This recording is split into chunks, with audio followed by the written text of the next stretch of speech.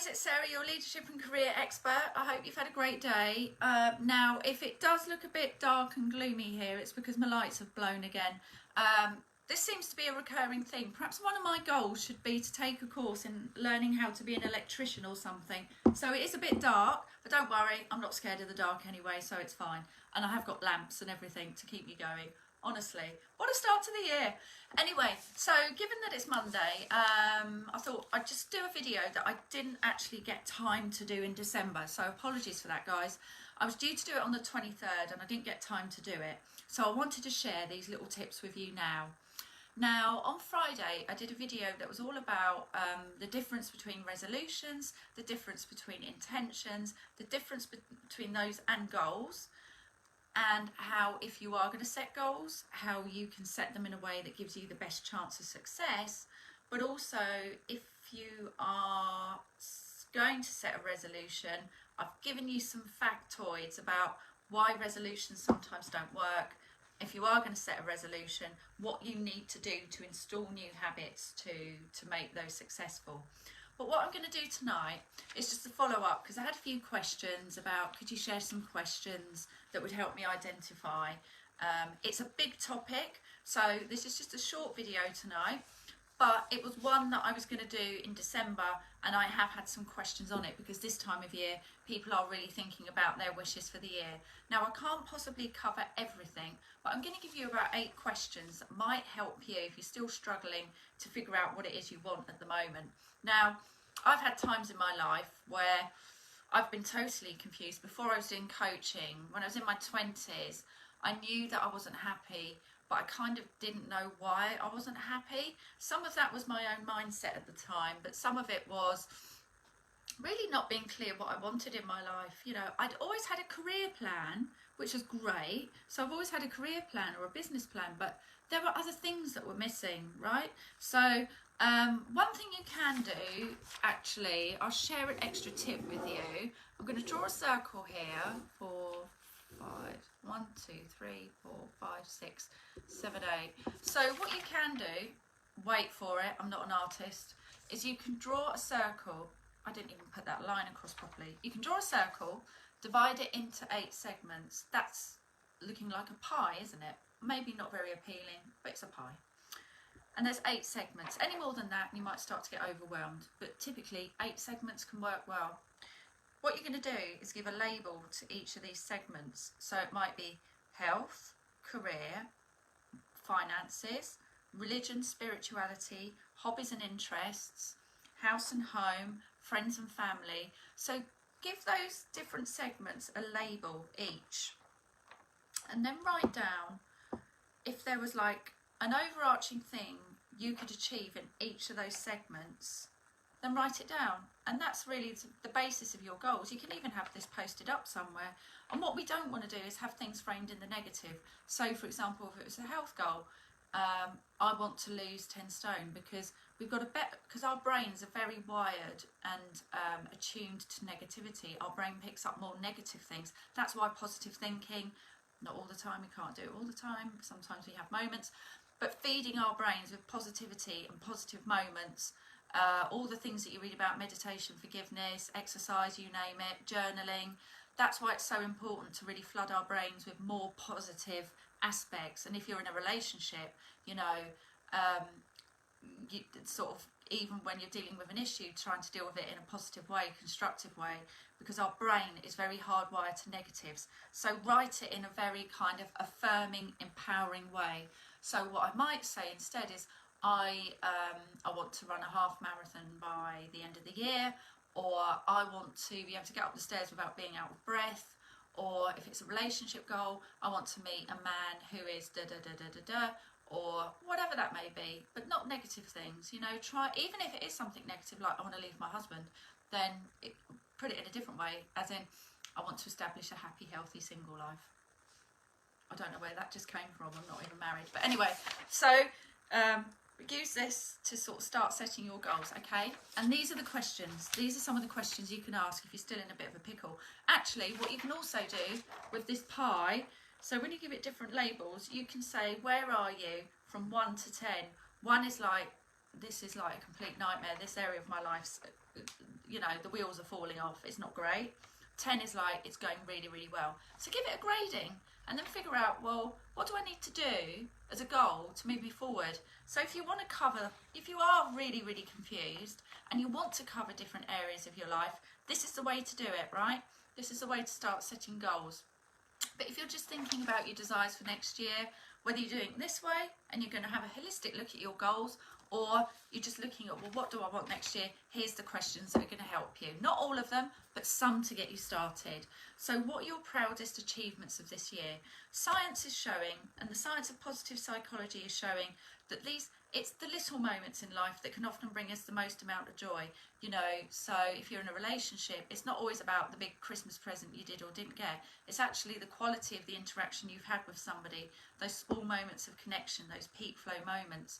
So sometimes our achievements can be massive, really, really, but usually they've come from a sequence of baby steps. So it's really important we take stock and, you know, really look out for the things that we've achieved this year and celebrate them. Write them down, keep a list, or put it in a jar with a word, or keep a list on your iPhone. I really like writing things down, because writing things down enables you to articulate, you know, and be really clear about what it is you're proud of, instead of it just being swirling around in your mind. And it allows you to look at something in front of you, outside of you. Do you know what I mean? So you can look at it and go, wow, yeah, that is really good. It's like a kind of bit of a mirror, I guess. So we're very often thinking about what's next, what do I do next, what's the next step. Let's just stop and really think about our achievements. Also think about, what are some of the important lessons you learned in what year are we in? 2020, yeah? Now, I know it's been a weird year.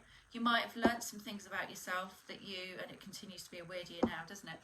You might have learnt some things about yourself you wasn't expecting to. You might have surprised yourself. You might have, whatever it is. What are the most important lessons you learnt last year? There may be things that you wish you could have done differently. What are those things, and how might you do that this year?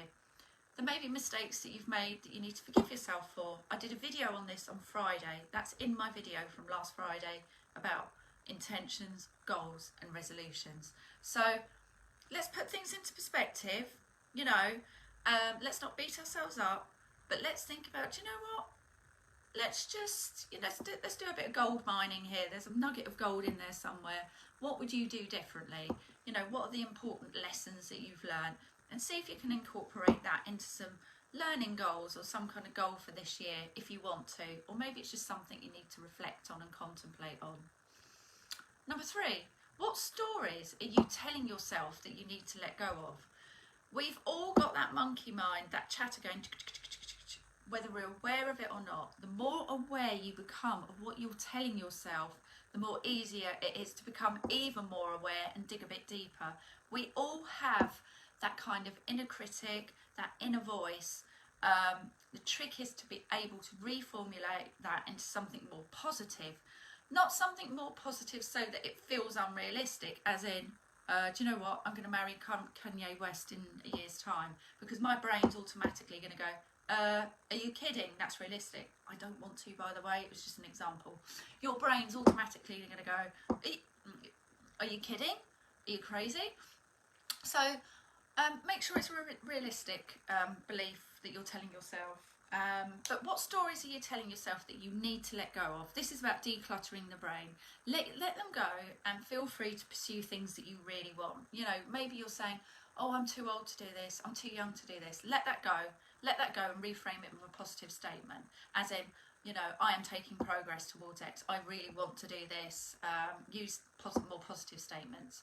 Number 4, this is an interesting reflection. It could be somebody that's famous, somebody that's a friend, family member, somebody that you work with, but who's had the biggest positive impact on your life? Because sometimes that can tell us a lot about an attribute that we like in someone because we don't have it ourselves. Now, bear with me. But to have recognised that attribute, then it is within us. Does that make sense? That because if we didn't like it, we wouldn't know what it is to admire it. Does that make sense? So what is it about that role model that you really, really like? And is that something that you want to develop in your goals for next year? Or is it a learning goal or something you just want to learn and strengthen within yourself? You know, and if it is someone that's had a positive impact, if it's somebody you know, then could you just say thank you? Because thank you is a really nice way of just releasing some positive energy. You know, it could be somebody famous on Twitter. I don't know, not the US president, perhaps. Anyway, but who's had a positive impact on you in the last year? And if next year you could achieve one big thing, what would it be? You know, it's almost like having rocks in a jar. You know, if you think about a jar, it's got rocks in it. You can only have so many big rocks. You might have lots of little rocks as well, but, you know, we need to put the big rocks in the jar first. So that's something that's a bigger project that's like, if I'm going to do one thing this year, that's my big rock. So make sure you get really clear on your big rock and set aside time in your calendar for that each day and week for it, so that when you look back, you can see the baby steps that you've taken to get to that big rock. The other thing I wanted to touch on, next question number 6, is what is it that you want to learn?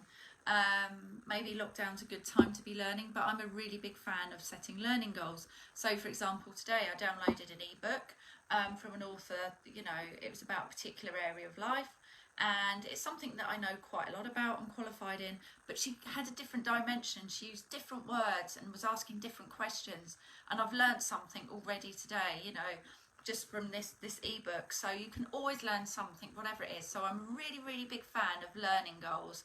You know, if you've got your own business, is it, I want to set this revenue target, so therefore I want to learn how to do financial accounting or something. The great thing about learning goals is that they flex our mindset. And when we have a flexible, open mindset, we're more likely to be successful and sort of experience more happiness, because a very fixed, closed mindset, it only sees things from our perspective. I've always done it that way, never done it that way, and we can't really accommodate to other people or opportunities in our life. But a flexible, fixed, open mindset is fantastic. You know, it's a real attribute to go, do you know what, I haven't thought about it that way, even if it feels very different to you. And having a learning goal is a fantastic way to really flex your mindset. You may have heard of this one before, but number 7 is, what could you do more of that brings you energy and joy? Now, I know at the moment we're a bit limited, but there are still things that we can do. What is it that you do, you know, and even think about, you know, when we get out of lockdown, you know, are there things that I used to do that I want to do? But what gives you a real surge of energy and flow? You know, when you just feel that deep sense of joy, you're in the moment. It could be meditation, it could be running, whatever it is, but write those things down. It doesn't have to be work related, but just, it might be being with someone or being around certain people, but think about what brings you joy, what brings you joy. And then on the flip side, question number 8, what will you stop doing? Sometimes, oh hi Toby, I've nearly finished actually, but I'll put it on my page. Happy New Year, hope you're well. Hope Manchester's okay. So yeah, what will you stop doing? You know, if you've got this big rock of thinking about in your jar, that's like your big rock, your big thing that you want to achieve. It doesn't have to be big in terms of big and scary, but what's the one thing that you really want to achieve rather? Then we need to take out some other big rocks, and sometimes we need to stop doing things. Just because we've always done things doesn't mean we have to carry on doing them, because there's things in my life that I never thought I'd stop doing. I used to do loads of scuba diving, like crazy bananas, deep diving. I loved it. My whole life was geared around my diving goals, and it just got to a point where my values shifted, my priorities shifted, and I went, yeah, do you know what, I think it's time to let that go. So it wasn't a bad thing, as in like, oh, I've got to let it go, what a nightmare. It just became really clear to me that that was something needed to do. Oh, thanks Toby. Yeah, I'm just getting back into the swing of things. This was a video I meant to do before Christmas, but I didn't quite get the time. I hope it's all right in Manchester. We haven't got any snow down here, which is quite good because I want to go out and get my exercise every day. So yeah, this isn't about just quitting things, but because sometimes when we quit things, it's when we're at the cusp of a breakthrough. Do you know what I mean? Some personal growth. So it's not always about quitting everything, but if there's something you're doing and I'm like, do you know what, I'm just doing this out of habit because I've always done it, I don't really enjoy it anymore, then you're not going to bring the right energy to it. You won't be in that flow.